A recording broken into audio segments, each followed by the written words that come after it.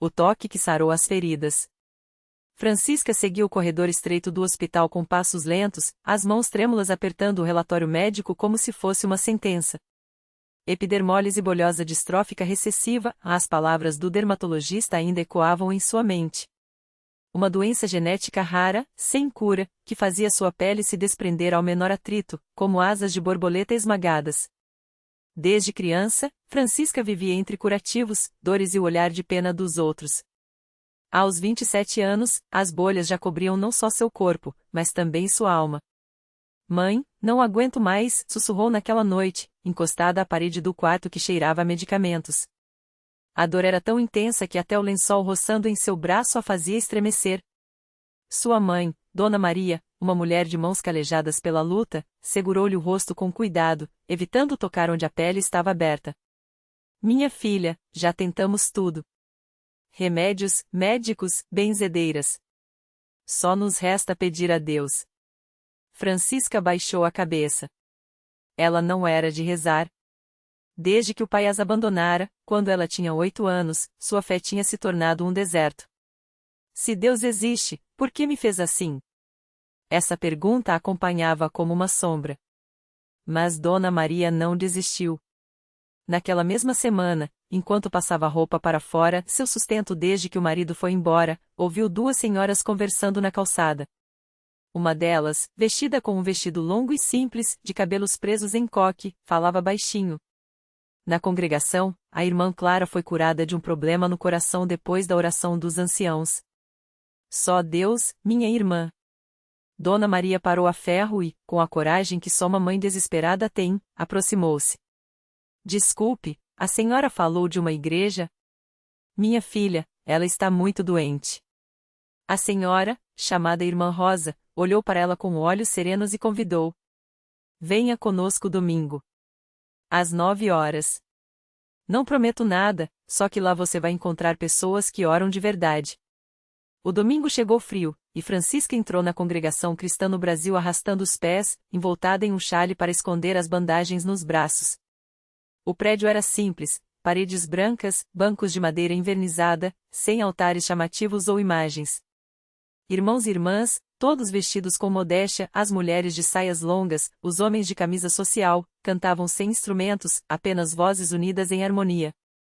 O hino a Jesus, terno pastor encheu o ambiente, e Francisca sentiu algo estranho, uma paz que não vinha dos remédios. O ancião João, um homem de barba branca e voz firme, dirigia a reunião com simplicidade. Não havia sermões longos nem palavras bonitas para impressionar. Só a Bíblia aberta e a verdade nua. Irmãos, Jesus disse, vinde a mim, todos os que estáis cansados e oprimidos, e eu vos aliviarei. Não há doença que ele não possa curar, não há dor que ele não veja. Francisca baixou a cabeça. Como pode um Deus que me deixou assim agora querer me curar? Mas quando os irmãos começaram a se levantar para dar testemunhos, ela não pôde evitar as lágrimas. Uma senhora contou como seu filho, dado como perdido pelos médicos, acordou depois de uma noite de oração. Um jovem falou da depressão que o aprisionava até encontrar consolo nas palavras do Evangelho. Então, o ancião olhou para ela. Tem alguém aqui que precisa de um milagre hoje? Dona Maria segurou a mão da filha, que tremia. Francisca sentiu todos os olhares sobre si, mas não havia julgamento, só compaixão. Lentamente, ela se levantou. As palavras saíram entre soluços. Eu tenho uma doença na pele. Os médicos disseram que não tem cura. Mas se Deus pode. Não precisou dizer mais. O ancião fez um gesto, e os irmãos se aproximaram. Mãos se estenderam sobre ela não com força, mas com um toque suave, como se temessem machucá-la ainda mais. E então, começaram a orar. Não foram palavras ensaiadas. Eram súplicas simples, cheias de fé. Senhor, tu que saraste os leprosos, toca nesta irmã. Pai, dá-lhe alívio, como só tu podes dar. Jesus, tem misericórdia. Francisca fechou os olhos. E então, sentiu. Um calor começou em suas mãos e se espalhou pelo corpo, como se água morna corresse por suas veias. Não era a queimação das feridas, era diferente. Uma sensação de completude. Quando abriu os olhos, estava chorando sem dor. O ancião sorriu e pediu: "Tire as bandagens, irmã." Ela hesitou. Aquilo era humilhante. Mas algo dentro dela disse: "Confie." Com mãos trêmulas, desfez os curativos. A pele, antes cheia de bolhas sangrentas, estava lisa. Rosa. Como a de uma criança. Francisca passou os dedos pelo braço, incrédula. Não doía. Não ardia. Era real. Um grito de alegria explodiu na congregação. Irmãos abraçavam uns aos outros, louvando a Deus. Dona Maria caiu de joelhos, chorando. O ancião levantou as mãos. Glória a Deus! Este é o poder da oração, irmãos. Não é homem, não é medicina, é o Senhor operando. Nos dias seguintes, Francisca voltou à igreja. Desta vez, não por desespero, mas por gratidão. Aprendeu os hinos, participou das reuniões de doutrina, ouviu sobre o batismo nas águas, o sepultamento do velho homem e a Santa Ceia, onde o pão e o vinho lembravam o sacrifício de Cristo. Cada detalhe da CCB falava de simplicidade e verdade, não havia show, não havia interessados em fama ou dinheiro. Só almas sinceras buscando a Deus. Um mês depois, ela estava diante da congregação novamente, desta vez para ser batizada. Vestida de branco, com o cabelo solto nas costas, agora sem cicatrizes, ela desceu as águas enquanto o ancião orava. Francisca, você morre para o mundo e nasce para Cristo. Que Ele te guarde na fé até o fim. Quando emergiu, sentiu que não era só sua pele que tinha sido renovada. Seu coração também. Anos se passaram. Francisca, agora uma irmã ativa na igreja, ajuda outras pessoas doentes a encontrarem esperança. Sempre que alguém pergunta como foi curada, ela responde: "Não foi um homem, não foi uma fórmula. Foi Deus. Ele não muda. Ontem curou a mim, hoje pode curar a você. Mas mesmo que a cura não venha como a gente quer, Ele está conosco. Isso é o que importa." E então, com os olhos brilhando, ela conta sobre a igreja que a acolheu, a Congregação Cristã no Brasil, onde não há luxo, mas há amor, onde não há instrumentos, mas há corações que cantam, onde os milagres não são anunciados com trombetas, mas acontecem no silêncio da fé. Lá, aprendi que Deus não nos dá só o que pedimos. Ele nos dá o que precisamos. E às vezes, o que precisamos é aprender a confiar nele, mesmo no escuro. Francisca sorri, passando a mão pelo braço, agora sem uma única marca. Minhas feridas sararam. Mas a maior cura foi dentro de mim. Aquela noite, depois do culto, Francisca ficou conversando com algumas irmãs na porta da igreja. O ar estava fresco, e as vozes das crianças brincando no pátio se misturavam ao som dos passos dos irmãos que iam embora, ainda comentando as bênçãos recebidas. Foi então que uma jovem se aproximou, tímida, com os olhos baixos. "Irmã Francisca, eu ouvi seu testemunho hoje." A voz dela tremia. "Eu também tenho uma doença. Os médicos falam que é grave. Às vezes, eu tenho medo, medo de não sarar, medo de sofrer. A senhora acha que Deus pode me curar?" Francisca olhou para aquela moça como se visse sua própria dor refletida nela. Colocou a mão em seu ombro com uma firmeza que transmitia paz. "Minha filha, eu não sei se Deus vai curar você do jeito que você imagina. Mas eu sei uma coisa, Ele não vai te deixar sozinha." Ela fez uma pausa, como se escolhesse cada palavra com cuidado. "Quando eu cheguei aqui, há anos, eu também só pensava na cura do meu corpo. Mas Deus me mostrou que Ele queria curar minha alma primeiro. E sabe? Essa cura ninguém tira da gente." A jovem engoliu em seco, e uma lágrima escorreu por seu rosto. "Mas e se eu não tiver fé suficiente?" Francisca sorriu, como quem já tinha feito essa mesma pergunta muitas vezes. "Ah, minha filha, não é a gente que tem que ter fé sozinha. É Deus quem nos dá a fé. Você já veio até aqui, não foi? Já está buscando. Isso já é fé." Ela apontou para o interior da igreja, onde algumas luzes ainda estavam acesas. "Lá dentro, tem irmãos que oram por você antes mesmo de te conhecer. Tem pessoas que já passaram pelo que você está passando e podem te segurar pela mão. E tem Deus, que sabe o seu nome e conta até os seus cabelos. A jovem abaixou a cabeça, e Francisca puxou-a para um abraço apertado, como uma mãe que entende a dor da filha. Vem comigo. Ela a levou até um banco nos fundos da igreja, onde ainda havia algumas irmãs conversando baixinho. Essas aqui são minhas irmãs em Cristo. Elas também já choraram, já duvidaram, já clamaram. Mas elas também já viram Deus agir. Uma das irmãs, Dona Maria, que já estava na igreja há mais de 50 anos, se aproximou e segurou a mão da jovem. Minha neta teve uma doença ruim há alguns anos. Nós oramos, jejuamos, choramos. Deus não a curou como a gente queria, mas Ele deu força para a gente aguentar. E hoje, essa menina é uma guerreira na fé. Seus olhos brilhavam. Às vezes, o milagre não é a cura. É a paz que Deus coloca no coração da gente. A jovem olhou ao redor, como se estivesse vendo aquele lugar pela primeira vez. Não havia nada de chamativo, paredes simples, bancos de madeira, um pequeno púlpito. Mas havia algo no ar, uma presença que ela não conseguia explicar, mas que fazia seu coração bater mais devagar, como se estivesse finalmente em casa. Eu quero ficar, ela sussurrou. Francisca sorriu, sabendo que aquelas palavras não eram só sobre estar ali naquela noite. Eram sobre pertencer. Sobre confiar. Sobre deixar Deus escrever uma história nova, mesmo quando o caminho parecia escuro. Então fica, minha filha. Aqui, você não é só mais uma pessoa com uma doença. Você é uma filha de Deus. E Ele tem um plano para você. E assim, entre orações simples e mãos dadas, mas um coração começou a se render ao amor que não desiste, à fé que não depende de circunstâncias, e ao Deus que faz milagres às vezes nos corpos, mas sempre nas almas. Nos dias que se seguiram, Maria não faltou a nenhum culto. Chegava cedo, sentava-se nos bancos da frente, como se quisesse absorver cada palavra, cada canção, cada oração. As irmãs da igreja a abraçavam, compartilhavam seus testemunhos, e ela ouvia com os olhos brilhantes, como se cada história fosse uma promessa só para ela. Mas a doença ainda estava lá.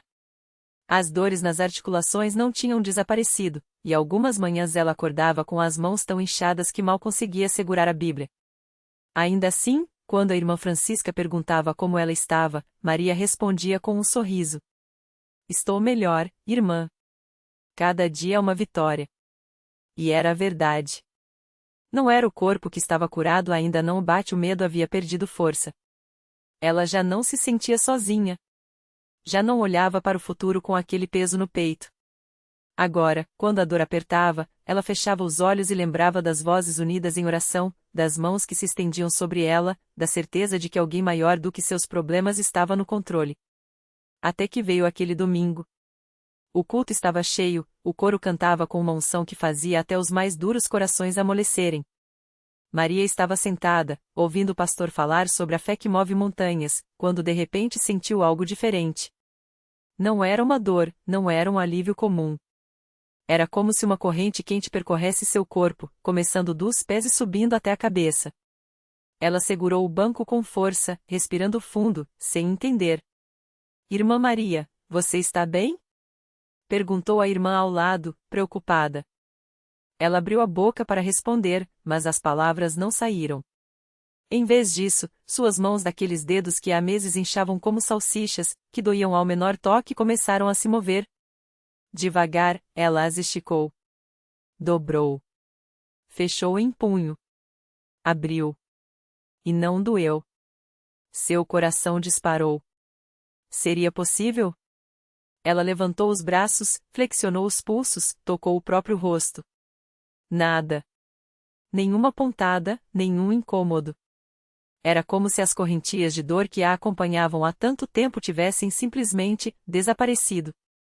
Um soluço escapou de sua garganta. Não era choro de dor, mas de algo tão profundo que ela não tinha nome para aquilo. As irmãs ao redor perceberam. Alguém gritou. Glória a Deus! Em segundos, o culto parou.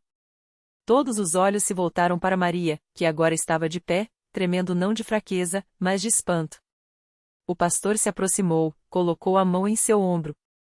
Minha irmã, o que Deus fez em você? Ela olhou para as próprias mãos, depois para o pastor, e as lágrimas caíram sem controle. Ele me curou, sussurrou. Ele realmente me curou. O coro irrompeu em louvor. Mãos se levantaram, vozes se uniram em ação de graças. Maria caiu de joelhos, não por dor, mas por gratidão. Ali, no chão de cimento da pequena igreja, ela entendeu que aquele milagre não era só sobre seu corpo. Era sobre uma vida que Deus havia resgatado da escuridão. Era sobre uma fé que, mesmo pequena como um grão de mostarda, havia sido suficiente para mover a mão de Deus. Nos dias seguintes, médicos ficaram perplexos. Exames que antes mostravam inflamação e degeneração agora não apresentavam mais nada. Os remédios que ela tomava há anos foram sendo reduzidos, até que um dia, o médico apenas balançou a cabeça e disse: "Não tenho explicação para isso, Maria. Mas se foi um milagre, então continue acreditando." E ela continuou. Não só na cura, mas na missão. Maria passou a visitar outros doentes, levando não só seu testemunho, mas a mesma esperança que havia recebido. Ela falava da igreja que a acolheu, do Deus que não a abandonou, do milagre que não foi só físico, mas que transformou seu coração. "Se ele fez por mim", dizia, segurando as mãos de quem sofria, "ele pode fazer por você também." E assim, uma mulher que entrou na igreja arrastando os pés pela dor saiu correndo não só com o corpo são, mas com a alma em chamas. Porque o maior milagre não era a cura em si, mas a certeza de que, naqueles bancos de madeira, entre irmãos que oravam, ela havia encontrado um pai que nunca a deixaria. E essa história não era só dela. Era de todos que, como Maria, um dia descobririam que, na Congrega Cristã no Brasil, os milagres não são lendas. São sinais de um Deus que ainda hoje estende a mão para quem crê. Maria não imaginava que seu testemunho se espalharia tão rápido.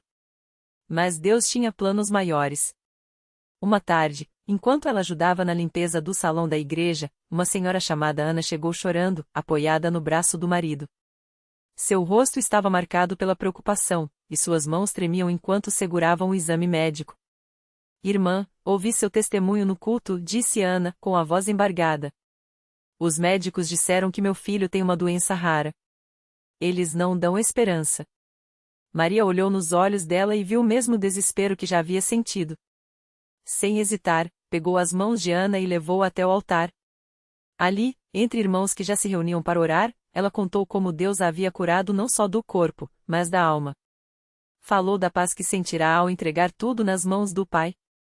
"Não é sobre o que os médicos dizem", sussurrou Maria, enquanto as lágrimas escorriam pelo rosto de Ana. "É sobre o que Deus pode fazer." E ali, naquele momento, algo mudou. Não foi uma cura instantânea, não foi um clarão no céu. Foi uma certeza que encheu o coração de Ana: ela não estava sozinha. Os irmãos a abraçaram, oraram com ela, e nos dias seguintes, a acompanharam em cada consulta, cada luta. Semanas depois, Ana voltou à igreja com o filho nos braços. O menino, antes fraco e pálido, agora sorria. Os médicos não tinham explicação. Os exames mostravam melhora onde antes só havia desespero. "Foi Deus", disse Ana, com os olhos brilhando. "Ele ouviu nossas orações." E assim, mais uma história se juntava às muitas que já enchiam aquelas paredes simples. Não eram casos isolados. Eram provas de que, onde há fé, Deus age. Onde há um coração quebrantado, Ele restaura. Na Congrega Cristã no Brasil, os milagres não são contados como fatos do passado. Eles acontecem no hoje, no chão de terra batida, nas mãos calejadas de quem trabalha, nos olhos de quem já não tinha mais esperança. Porque Deus não mudou. Ele ainda cura, ainda salva, ainda transforma. E Maria, que um dia entrou arrastando os pés, agora corria não só com o corpo são, mas com uma missão: levar a outros a mesma esperança que havia recebido. Porque na CCB, ninguém é esquecido. Cada dor é ouvida, cada lágrima é enxugada, e cada milagre é um lembrete de que, no meio do povo simples, Deus faz coisas extraordinárias. Maria não perdeu tempo. No domingo seguinte, ela estava de pé, bem na frente da congregação, com o mesmo vestido simples que usava quando chegou ali pela primeira vez, mas agora com os olhos brilhando de uma alegria que não vinha dela. Segurava o bastão que antes a sustentava como se fosse um troféu, mas não para mostrar glória própria, e sim para apontar para aquele que a havia levantado. Eu vim aqui para contar o que o Senhor fez por mim, disse, com a voz firme, mas emocionada. Muitos de vocês me viram entrar arrastando os pés, com dor nas pernas, sem força nem para me ajoelhar. Mas Deus me viu antes. Ele conhecia meu nome antes mesmo que eu soubesse que precisava dele. As pessoas escutavam em silêncio, algumas com lágrimas nos olhos. Muitas conheciam Maria, sabiam das suas idas ao médico, das noites em claro, das orações que pareciam não ter resposta. Até que veio aquele dia. Na última reunião, quando o irmão orou por mim, senti algo que não consigo explicar, continuou ela, passando a mão pelo rosto como se ainda não acreditasse. Era como se uma corrente se quebrasse dentro de mim. E quando abri os olhos, estava de pé. Sem dor. Sem fraqueza. Só com uma certeza, Deus me curou. Um murmúrio de glória a Deus percorreu o salão. Muitas mãos se levantaram em gratidão, porque ali não era só a história de Maria. Era a confirmação de que Deus ainda fala, ainda toca, ainda muda vidas no meio do seu povo. Depois do culto, várias pessoas se aproximaram. Uma senhora, com as mãos marcadas pelo trabalho na roça, segurou o braço de Maria e disse: "Minha filha também está doente. Os médicos não dão mais esperança. Você acha que Deus pode fazer por ela o que fez por você?" Maria olhou nos olhos daquela mãe e, sem hesitar, respondeu: "Se Deus curou uma pecadora como eu, que não merecia nada, imagino que Ele não pode fazer por quem Ele ama. Vamos orar juntos?" E ali mesmo, entre os bancos de madeira, elas se ajoelharam. Não havia música de fundo, nem palavras bonitas. Só fé. Só um clamor sincero. E mais uma vez, o mesmo Deus que ouviu Maria se inclinou para ouvir aquela mãe. Os dias passaram, e o testemunho de Maria se espalhou. Não por causa dela, mas porque Deus queria que mais pessoas soubessem, Ele não faz acepção. Não olha para a posição, para o dinheiro, para o passado. Olha para o coração. E quando um coração se rende, Ele age. Uma tarde, enquanto Maria visitava uma irmã da igreja que estava acamada, ela ouviu um choro vindo do quarto ao lado. Era um jovem, quase um menino ainda, que havia se envolvido com coisas erradas e agora estava preso nas próprias escolhas. Sua mãe, desolada, contava que ele não queria nem ouvir falar de Deus. "Deixa eu tentar", pediu Maria. Quando entrou no quarto, o rapaz estava de costas, os ombros caídos. Não olhou para ela. "Eu também já achei que Deus não queria saber de mim", Maria começou, sentando-se na beira da cama. "Até o dia em que percebi que não era eu que tinha que ir até Ele. Era Ele que já estava me esperando." O silêncio foi longo. Mas então, devagar, o jovem virou o rosto. Seus olhos estavam vermelhos. "Como você sabe que Deus não vai me rejeitar?" Maria sorriu, daquele jeito simples de quem já viveu a resposta. "Porque Ele não me rejeitou. E olha só o que Ele fez de mim." Naquela noite, o jovem foi com Maria à reunião. Não disse nada. Só ouviu. Mas algo começou a mudar dentro dele. Porque quando a gente vê um milagre de perto, é difícil continuar duvidando. E assim, como uma semente jogada em terra boa, a história de Maria continuou rendendo frutos. Não porque ela era especial, mas porque servia a um Deus que é. Cada vida que ela tocava era um eco daquilo que tinha vivido, a certeza de que, na congrega cristã no Brasil, não há caso perdido. Há só corações que ainda não encontraram aquele que nunca os esqueceu. E Deus, fiel como sempre, continuava escrevendo suas marcas de amor nas vidas mais simples. Porque milagre não é só curar o corpo. É restaurar a esperança. É fazer do impossível um eis-me aqui. E isso, Maria agora sabia, era só o começo. O último passo do milagre. Na semana seguinte, o jovem, que todos já chamavam apenas de Daniel, voltou à reunião.